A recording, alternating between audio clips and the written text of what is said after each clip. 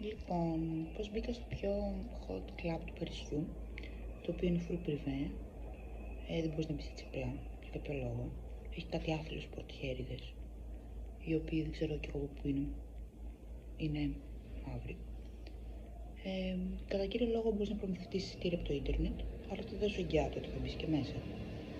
Φτάνεις εκεί πέρα, περιμένεις την ουρά, δίνεις το εισιτήριο, σου κόβουν από πάνω κάτω και αν θέλουν σε βάζουν. Εγώ από τις 3 φορές που πήγα να μπω, μπήκα τις 2 και τις 3 φορές είχα πάρει εισιτήριο. Την τρίτη φορά μας είπαν απλά να περιμένουμε στην ουρά και επειδή είχε μια τεράστια ουρά, βαρέθηκα να περιμένω, επειδή είχα μπει και άλλες 2 φορές.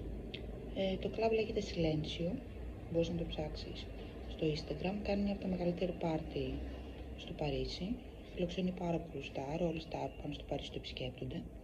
Είναι υπόγειο, απ' έξω δεν έχει καμία πινακίδα, μόνο κάτι μαύρες πόρτες και τις πορτιέριδες.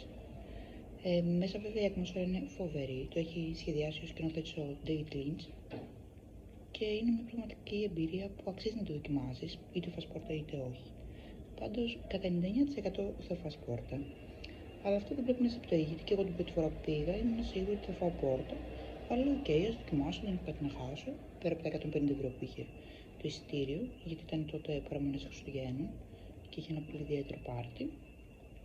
Μέσα έχει μια πολύ ωραία κάβα, θα δεις κόσμο που δεν θα περιμένεις. Και επίσης όταν θα μπεις μέσα θα πεις με αυτοί οι άνθρωποι πώς μπήκαν εδώ. Δηλαδή δεν υπάρχει συγκεκριμένο dress code, δεν υπάρχει ηλικιακό κριτήριο.